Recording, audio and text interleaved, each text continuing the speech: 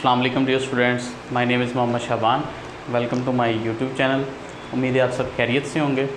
Dear students, class 9 के mathematics के chapter number 9 के ऊपर डिस्कशन जारी है। आज हम एक्सरसाइज 9.2 से ऑनवर्ड जो क्वेश्चंस हैं 5 तक हमने कर लिए थे।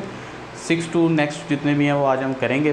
तो क्वेश्चन नंबर 6 जो है वो हमारे पास आता है, तो वो कहता है उसमें use the distance formula to verify the point A B C are collinear. ये जो 3 पॉइंट्स हैं ये कोलिनियर हैं या नहीं हैं। तो इसी तरह का हमने क्वेश्चन एक ऊपर भी किया था, तो उसी मेथड से हम ये सॉल्व करेंगे।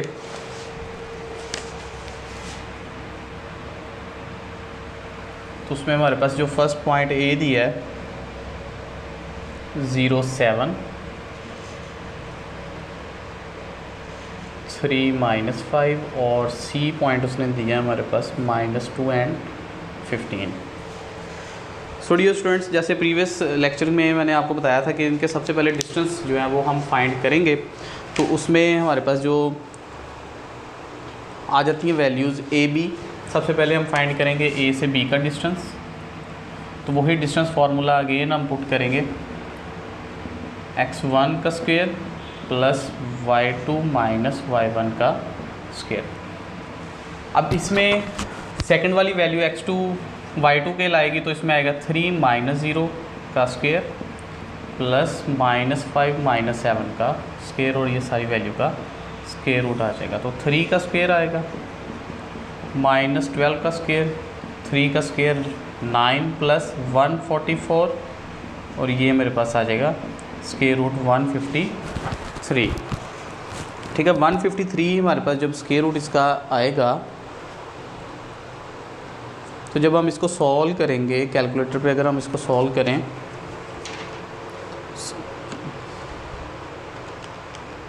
तो 3 × √17 जो है वो इसका आंसर आ जाता है।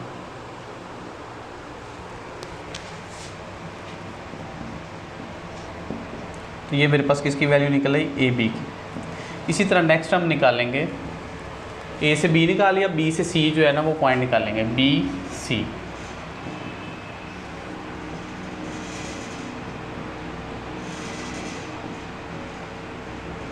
y1 का स्क्वायर, और ये सारे के ऊपर क्या आ जाएगा, स्क्वायर रूट आ जाएगा।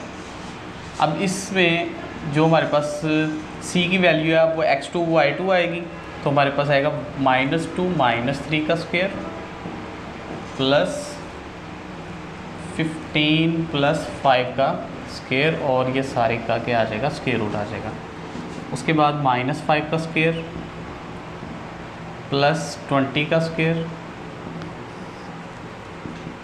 25 प्लस 400, 425।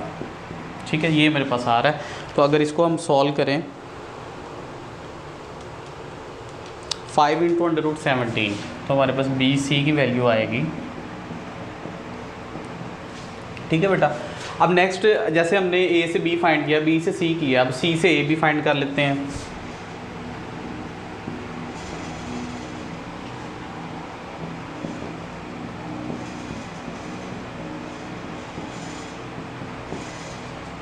तो अब ए वाले जो पॉइंट है वो x2 y2 आएंगे, तो 0 + 2 का स्क्वायर आएगा प्लस 7 - 15 का स्क्वायर आ जाएगा।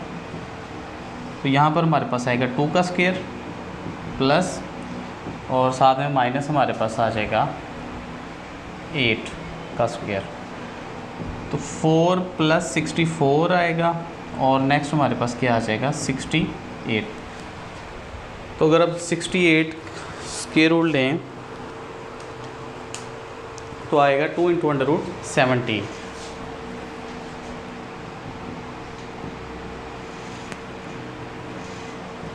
तो हमारे पास सी ए है 2 × √17। अब नेक्स्ट स्टेप में बेटा हमने ये पढ़ा था कि अगर तीनों के हमने डिस्टेंस निकाल लिए, ए बी भी निकाल लिया, बी सी भी निकाल लिया और सी ए भी निकाल लिया। अगर कोई से दो डिस्टेंस का सम तीसरी के इक्वल आ जाता है, तो उसको हम कहेंगे कि ये तीनों पॉइंट्स जो हैं वो कोलिनियर हैं।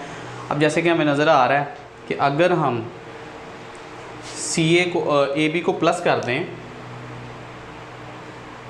ए बी प्लस CA करें तो अब इनकी वैल्यूज़ क्या है, AB है जी हमारे पास 3 into under root 17 plus 2 into under root 17 which is equal to 5 into under root 17 और ये किसके इक्वल है, BC के इक्वल है। ठीक है, तो अब बेटा यहाँ पर देखो तो 2 का सम तीसरी के इक्वल निकल आया है, इसका मतलब है कि ये जो पॉइंट ABC है वो क्या है, कोलिनियर है। तो हम यहाँ पे लास्ट पे स्टेटमेंट लिखेंगे point AB and C are collinear. ठीक है, कि ये एक ही लाइन के ऊपर वाक़या है। इसी तरह बेटा नेक्स्ट हम मूव करते हैं अपने क्वेश्चन नंबर 7 की तरफ।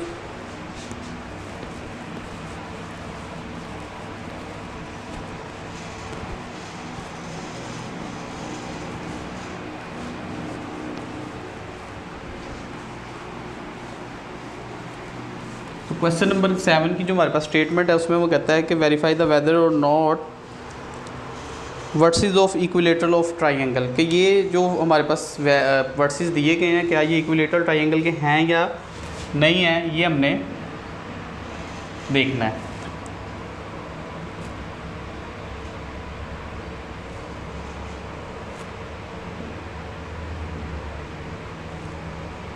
और साथ ही B उसने पॉइंट दिया है हमें अंडर रूट 3 एंड -1। तो सिंपली बेटा इस क्वेश्चन के अंदर हम क्या करेंगे कि चेक कर, अगर एक OA का डिस्टेंस लेंगे, OB का लेंगे, उसके बाद AB का लेंगे, अगर ये तीनों साइड्स के आंसर जो हैं वो इक्वल आते हैं तो इसका मतलब है कि हमारे पास इक्विलेटरल ट्राइंगल है, अदरवाइज ये इक्विलेटरल ट्राइंगल नहीं होगी। तो फर्स्ट ऑफ ऑल हम OA डिस्टेंस लेंगे,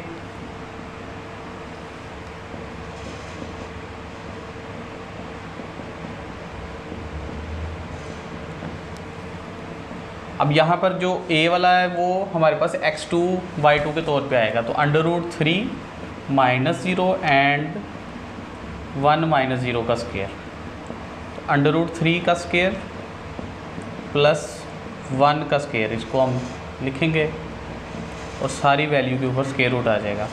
उसके बाद 3 + 1 is equal to 4 square root which is equal to 2। तो ये हमारे पास किसकी वैल्यू निकल आई, OA की। इसी तरह नेक्स्ट हम OB जो है ना वो फाइंड करते हैं।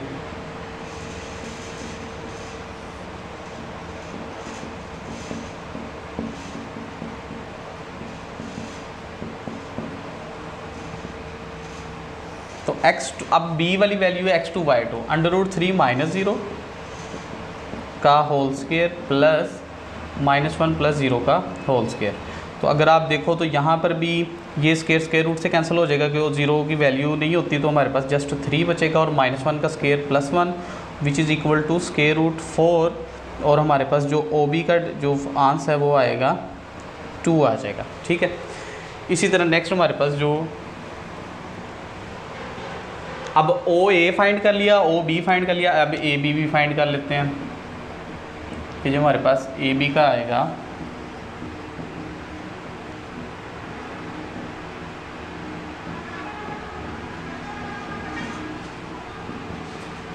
अब x2 में बेटा B वाली वैल्यू जो है x2 y2 के तौर पे आएंगी, तो हमारे पास आएगा under root 3 minus under root 3 whole square plus -1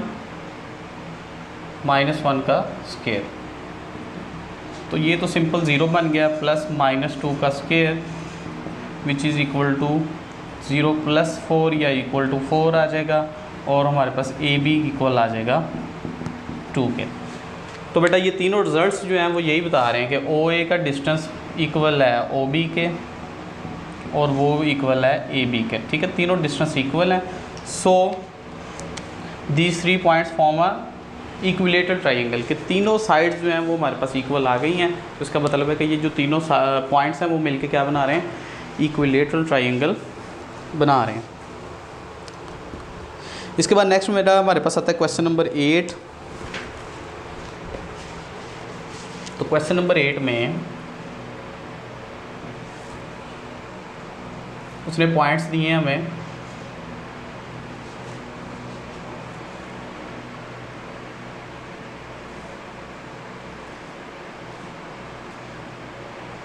5 -8 दिया और डी पॉइंट उसने दिया है जी हमें -6 -8।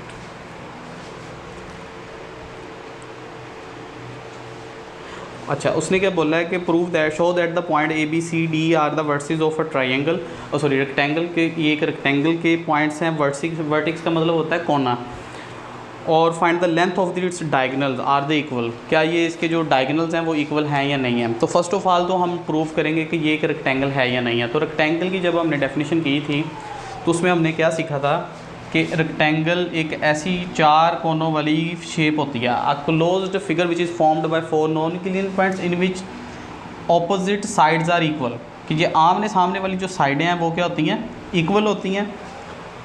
और जो उसके इंटरनल एंगल्स होते हैं वो होते हैं 90 डिग्री के। ठीक है, तो ये 3 प्रॉपर्टीज़ जो है ना वो उसमें ज़रा होनी ज़रूरी हैं कि 4 non inclined points, closed figure. Second क्या है जी कि आमने सामने वाली साइडें बराबर हो, और थर्ड वन इज़ दैट कि उसकी जो इंटरनल एंगल है वो 90 डिग्री की हो। तो हमने अब ये 4 कोने तो बन गए हैं, ठीक है, 4 नॉन इंक्लिनेड पॉइंट्स तो हैं। अब ये अगर हमने देखना है कि ए बी सामने वाली साइडें बराबर हैं या नहीं है। तो अगर हम इसको ग्राफ ड्रा करते हैं तो ये सारी वैल्यूज़ अगर आप गौर करो तो माइनस में ही आ रही हैं सारी।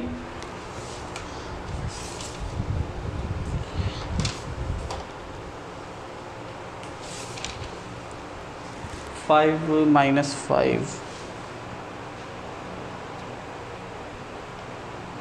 तो ये बेटा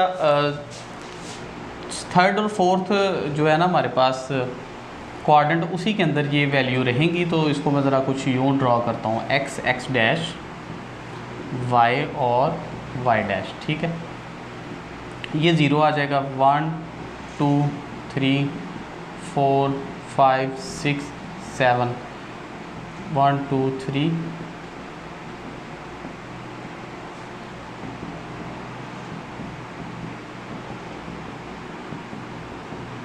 ठीक है, ये मैंने 8 तक लिख लिया है। अब पहला जो हमारे पास पॉइंट है -6 -5, एक्स एक्सिस का -6, ये माइनस में आ रही हैं सारी वैल्यूज़। ठीक है, -6 एंड -5, ये नेगेटिव वाई एक्सिस है तो इसमें भी ये वाली वैल्यूज़ माइनस की ही आएंगी सारी।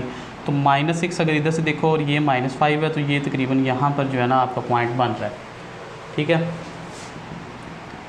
उसके बाद 5 -5, तो 5 पॉजिटिव और -5 ये वाला जो है वो नेगेटिव। 5 -5 ये वाला पॉइंट बन गया। उसके बाद 5 -8, तो 5 आप देखो तो पॉजिटिव का 5 और -8 जो है वो यहाँ पर आके बन रहा है। ठीक है, 5 -8 ये आ जाएगा। उसके बाद फोर्थ पॉइंट है -6 -8, -6 और -8 जो है वो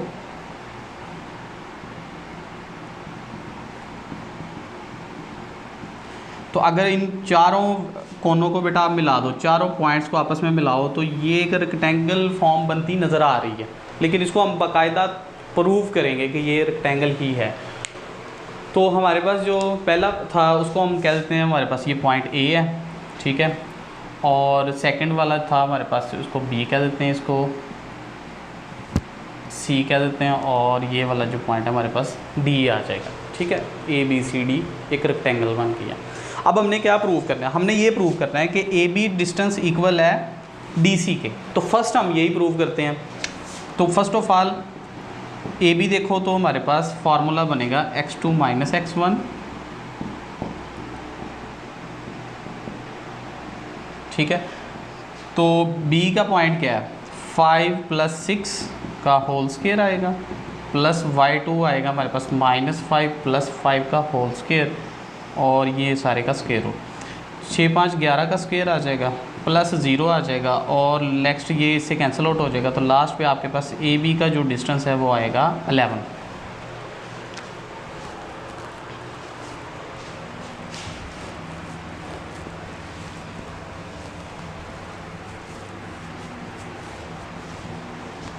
उसके बाद बेटा नेक्स्ट हम डिस्टेंस फाइंड करेंगे डी और सी का, कि डी सी जो है वो हमारे पास क्या आता है। तो उसके लिए भी वही डिस्टेंस फार्मूला ही यूज़ होगा।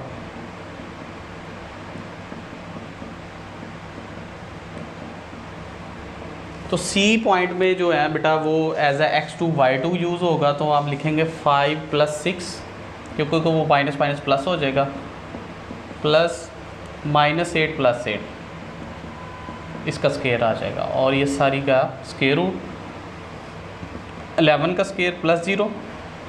नेक्स्ट टाइम में स्केयर रूट से कैंसिल होगा तो जस्ट हमारे पास 11 आ जाएगा। तो ये बेटा डी सी का भी हमारे पास डिस्टेंस आ गया। तो आप ज़रा गौर करो, तो हमारे पास ए बी का डिस्टेंस ये था और डी सी जो है वो इसके इक्वल आया, तो इसका मतलब है कि ये आमने सामने वाली साइडें क्या हैं, बराबर हैं। अब इसी तरह हमने ये वाली जो साइड्स हैं वो भी हमने देखनी है। तो हम first of all A D का डिस्टेंस जो है वो फाइंड करते हैं।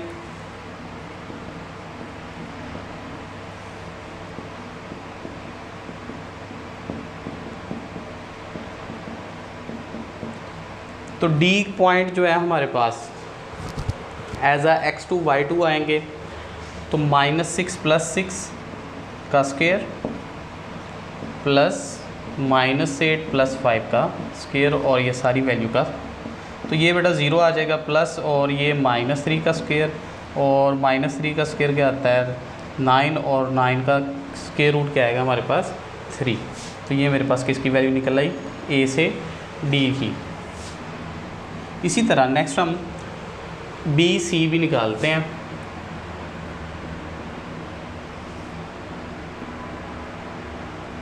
तो फॉर्मूला बेटा आपने हर वैल्यू के साथ लिखना है ताकि इसकी लिखने की मैक्सिमम प्रैक्टिस हो जाए और पेपर में गलती के चांसेस ना हो आपके। नेक्स्ट है बेटा बी से सी हमने जाना है, तो सी पॉइंट जो है एज x2y2 आएगा, तो 5 - 5 का होल स्केयर प्लस -8 + 5 का होल स्केयर, हमारे पास ये वैल्यू आ जाएगी। उसके बाद ये वाली वैल्यू 0 प्लस -3 का स्केयर, और नेक्स्ट आएगा 9, और ये हमारे पास स्केयर रूट ऑफ क्या आ जाएगा 3 आ जाएगा। आप ज़रा गौर करो, तो हमारे पास जो अपोजिट साइड थी ए डी और बी सी, ये इसका आंसर भी बेटा हमारे पास इक्वल आ गया है। इसका मतलब जो हमारे पास फर्स्ट कंडीशन थी कि अपोजिट साइड्स आर इक्वल, तो वो हमने प्रूव कर दी हैं। नेक्स्ट उसकी डिमांड क्या है, कि कहता है डायगोनल जो है ना वो बताओ उनकी लेंथ इक्वल है या नहीं है। तो बेटा डायगोनल जो होता है ना वो ये है कि जो अपोजिट साइन होते हैं ना, ए को अगर मैं सी के साथ मिला दूँ तो ये एक डायगोनल है, जो ए सी है ये क्या है, डायगोनल है। इसी तरह अगर मैं बी को सी के डी के साथ मिला दूँ तो वो भी एक डायगोनल होगा। तो वो कहता है कि बताओ कि क्या इन डायगोनल्स की एंट्रीज जो हैं वो इक्वल है या नहीं है। तो इसमें ज़रा एक बात याद रखनी है, अभी ये रेक्टेंगल प्रूव नहीं हुई। अभी ये रेक्टेंगल क्यों नहीं प्रूव हुई कि अभी 90 के एंगल वाली जो कंडीशन है वो भी सेटिस्फाई होना बाकी है।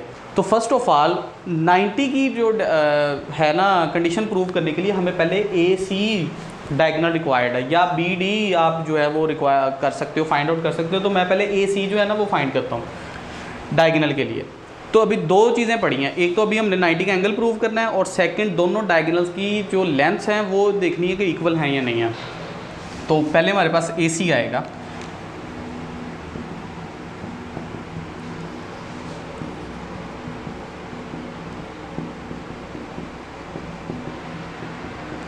तो यहाँ पर सी पॉइंट जो है वो एज x2y2 आएगा, और हमारे पास लिखेंगे 5 + 6 का होल स्केयर प्लस -8 + 5 का होल स्केयर।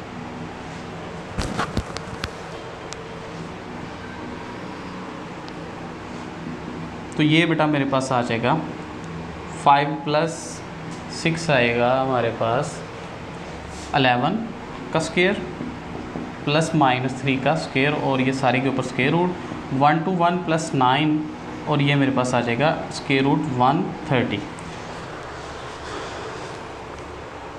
स्केयर रूट 130 हमारे पास वैल्यू देगा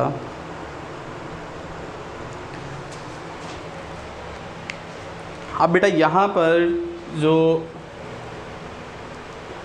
हम क्या करेंगे कि अब जैसे पैथागोरस थ्योरम होता है तो उसमें hypotenuse square is equal to होता है base square plus perpendicular square, ऐसी है।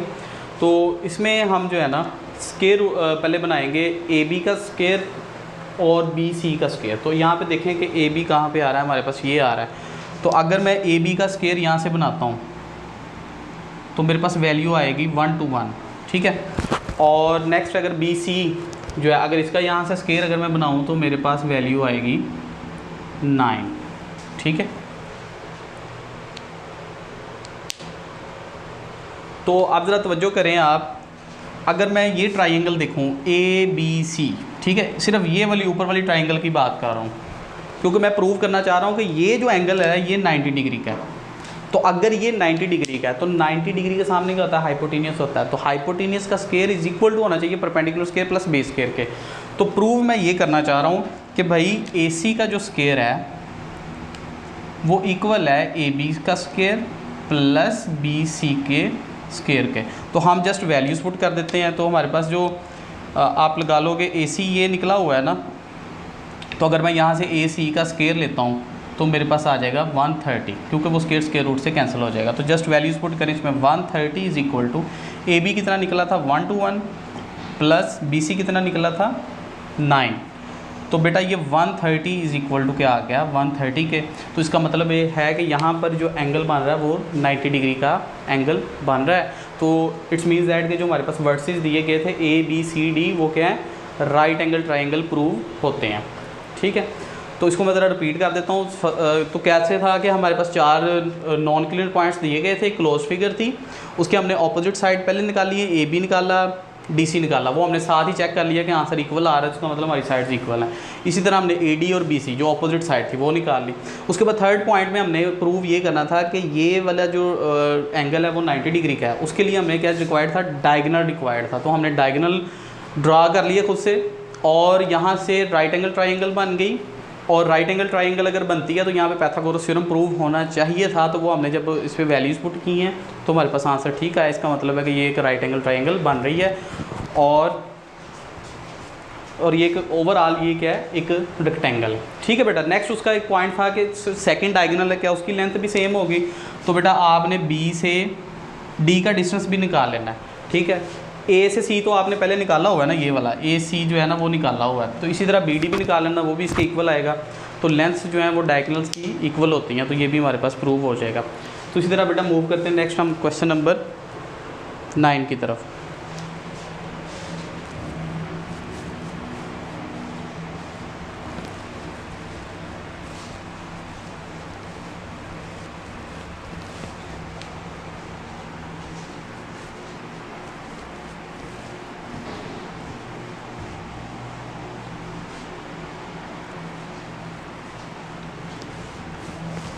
क्वेश्चन नंबर 9 के अंदर उसने हमें पॉइंट्स दिए हैं 4, और वो कहता है are the vertices of parallelogram.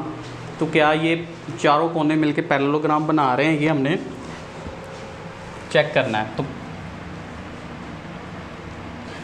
तो फर्स्ट पॉइंट है हमारे पास M,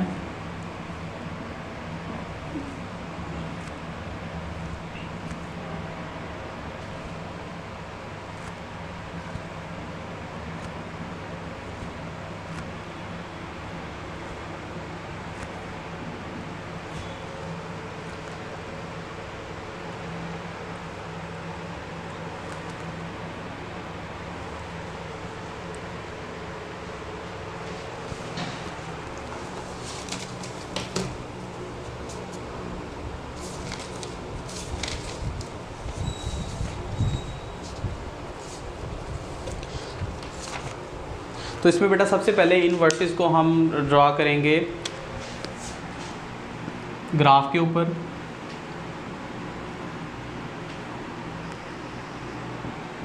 x डैश y और y डैश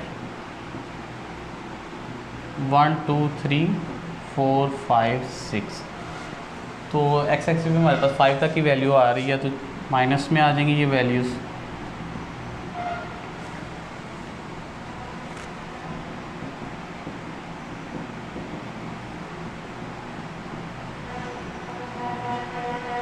सबसे पहले जो हमारे पास पॉइंट आ रहा है वो है -1 4। तो -1 नेगेटिव ये बन रहा है हमारे पास, तो -1 4 ये आ जाएगा। उसके बाद -5 3, तो -5 और +3 ये तकरीबन यहाँ पे बन रहा है। ठीक है, नेक्स्ट है जी हमारे पास 1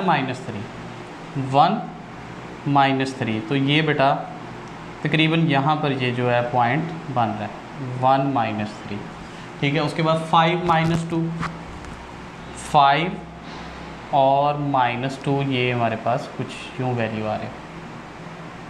ठीक है, अब अगर इनको आपस में ड्रॉ करो, आप मिलाओ इसको ऐसे, और ये इससे मिलेगा और ये वाला पॉइंट इससे मिलेगा और ये वाला पॉइंट इससे मिलेगा। ठीक है, इनके नाम जो है ना वो लिख लेते हैं। हमारे पास जो ये था M है और N, P और ये वाला Q। अच्छा, पैरेललोग्राम क्या होती है? जैसे हमने रेक्टेंगल अभी पढ़ा कि ऑपोजिट साइड्स इक्वल होती हैं, 4 नॉन यूनिट पॉइंट से मिलके बनती है। पैरेललोग्राम भी 4 नॉन यूनिट पॉइंट से ही मिलके बनती है। अगर मैं रेक्टेंगल को थोड़ा सा टेढ़ा कर दूं, जैसे फॉर एग्जांपल ये देखें ना, ये रेक्टेंगल है, ठीक है, इसको मैं थोड़ा सा टेढ़ा कर देता हूँ तो ये कुछ यूँ शेप बन जाएगी।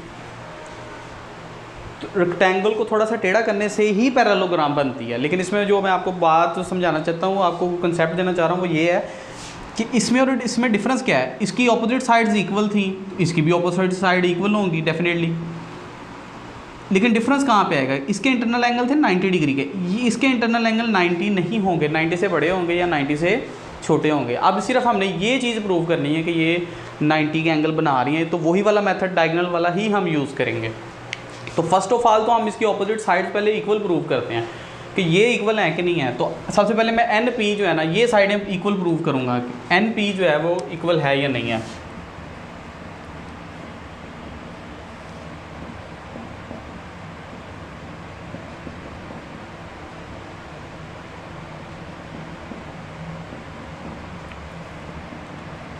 तो नेक्स्ट अब जो P वाला पॉइंट है वो as a x2 y2 use होगा। तो 1 + 5 का स्क्वायर प्लस -3 + 3 का स्क्वायर,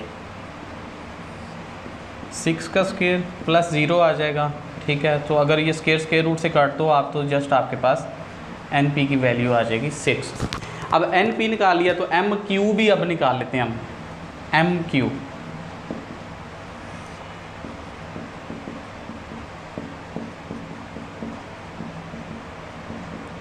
तो यहाँ पर Q वाली वैल्यू x2 y2 के तौर पे आएगी, तो हम लिखेंगे 5 + 1 का स्क्वायर प्लस y2 की वैल्यू -2 और ये +4 जो है हमारे पास आ जाएगी।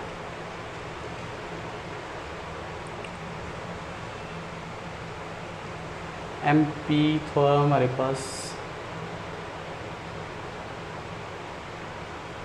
अच्छा यहाँ पर ना बेटा थोड़ी सी मिस्टेक हुई है कि y2 था हमारे पास, P -3 आएगा यहाँ पे, तो ये बन जाएगा हमारे पास -6 का स्क्वायर। तो 36 + 36 क्या आएगा हमारे पास, 72 का स्क्वायर रूट आ जाएगा। तो अगर इसको हम देखें तो ये हमारे पास बन रहा है 6 का स्क्वायर प्लस, अब ये Q आ रहा है तो -2 -4 आएगा, तो -6 का स्क्वायर, तो यहाँ पर भी 36 + 36 which is equal to square root 72। तो ये बेटा हमारे पास किसका आंसर निकला, MQ का। तो आप देखो ज़रा कि जो हमारे पास MN की वैल्यू है और MQ की वैल्यू है वो सेम आ गई है। तो इसका मतलब है कि ये जो अपोजिट साइड हम प्रूव कर रहे थे ये इक्वल हैं। अब इसी तरह जो इसके साइड्स वाली NM और PQ हमने फाइंड करना है। ठीक है, तो PQ फर्स्ट ऑफ ऑल हम फाइंड करते हैं।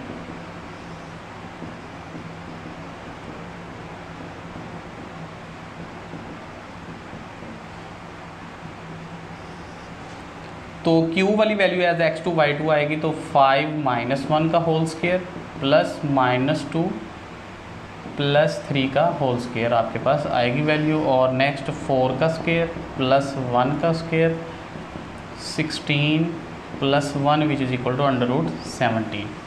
इसी तरह PQ निकाल लिया, अब आपने निकालना है NM। तो N और M के अंदर M वाला x2 y2 के तौर पे अब आएगा, तो मैं डायरेक्ट वैल्यू पुट करता हूँ, -1 + 5 का स्क्वायर प्लस 3 - 4 का होल स्क्वायर।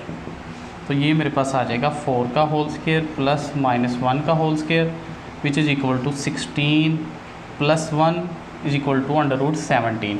तो यहाँ पर देखो बेटा इसकी ऑपोजिट साइड्स के आंसर्स भी इक्वल आए। तो इसका मतलब अब हमने प्रूव ये किया है कि ये वाली साइड इस साइड के इक्वल है और ये वाली साइड इस साइड के इक्वल हमने प्रूव कर दी है। अब हमने प्रूव क्या करना है, प्रूव ये करना है कि ये वाला जो एंगल है ये 90 डिग्री का नहीं बन रहा, ठीक है। तो उसके लिए क्या करेंगे हम, उसके लिए हम एक डायगोनल ड्रा करेंगे। अगर मैं यहाँ पे डायगोनल ड्रा कर दूँ ऐसे, तो ये हमारे पास डायगोनल ड्रा हो जाएगा। तो उसके लिए हमें पहले एन क्यू डिस्टेंस चाहिए, ठीक है। फिर हम एन क्यू का एज अ हाइपोटेन्यूस कंसीडर करके इसको बेस और इसको परपेंडिकुलर कंसीडर करके उसमें वैल्यूज पुट करेंगे। अगर आंसर इक्वल आ जाएगा तो इसका मतलब यहाँ पे 90 का एंगल ड्रा हो रहा है, यहाँ पर सॉरी, ठीक है, ये 90 का एंगल ड्रा हो रहा है। अगर इक्वल नहीं होगा तो इसका मतलब ये 90 का एंगल नहीं है, और अगर 90 का एंगल नहीं है तो इसका मतलब क्या है कि ये एक पैरेललोग्राम है, रेक्टेंगल नहीं है। तो उसके लिए सबसे पहले हम निकालेंगे एन क्यू। तो एन क्यू का डिस्टेंस, तो क्यू वाला पॉइंट 5 + 5 का स्क्वायर प्लस -2 -3 का स्क्वायर, ठीक है। ये हमारे पास वैल्यूज़ आएंगी। तो नेक्स्ट हम लिखेंगे 10 का स्क्वायर -5 का square, 100 + 25 which is equal to √1 to 5।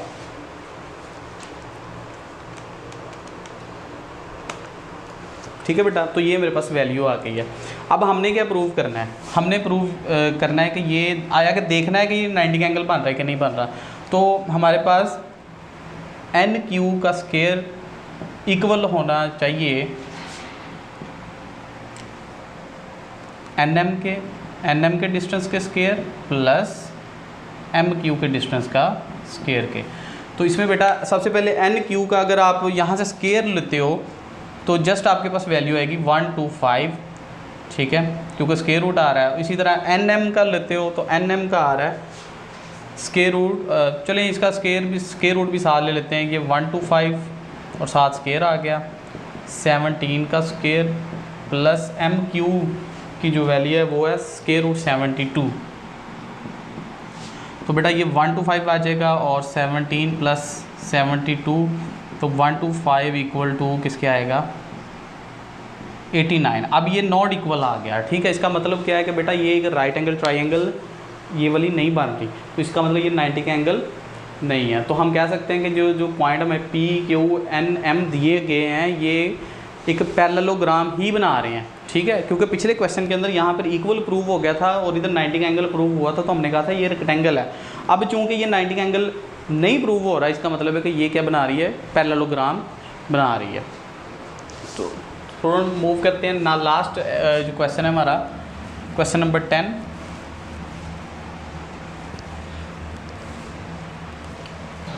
Question number 10 के अंदर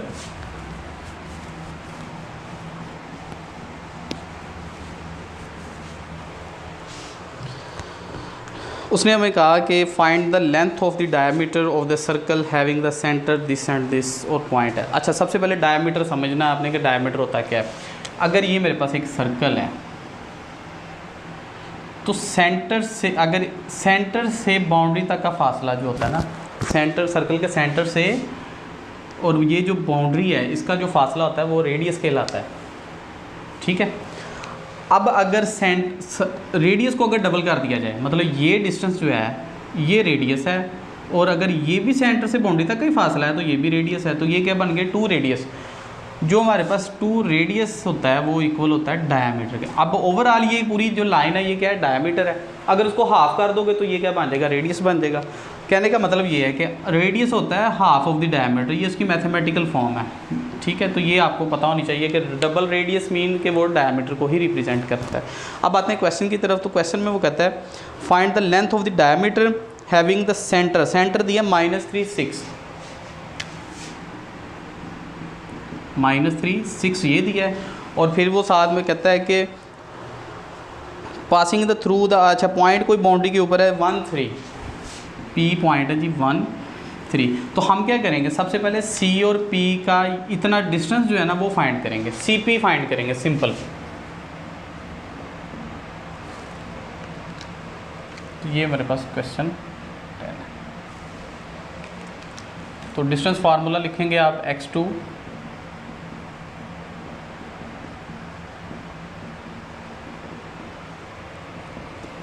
P हमारे पास है 1 + 3 का होल स्क्वायर प्लस 3 - 6 का होल स्क्वायर।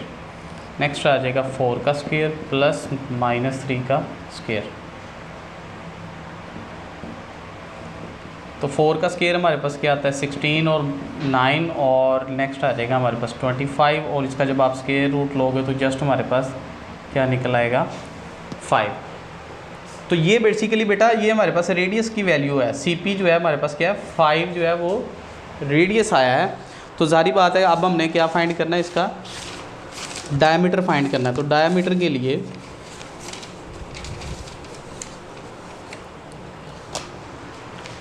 अभी मैंने आपको बताया कि डायमीटर किसके इक्वल होता है 2 ऑफ द रेडियस होता है। तो हम यहाँ पे लिखेंगे as we know that diameter is equal to 2r, ठीक है। तो d इज इक्वल टू 2 × 5 और d इज इक्वल टू क्या आ जाएगा हमारे पास 10, और ये हमारा आंसर आ जाएगा। सो डियर स्टूडेंट्स, ये था हमारा लेक्चर 9.2 के वाले से। उम्मीद है आपको इसकी समझ आई होगी। फिर भी किसी किस्म का कोई क्वेश्चन या प्रॉब्लम हो तो आप कमेंट सेक्शन में ज़रूर पूछ सकते हो। तो मिलते हैं नेक्स्ट लेक्चर में। अल्लाह हाफिज़।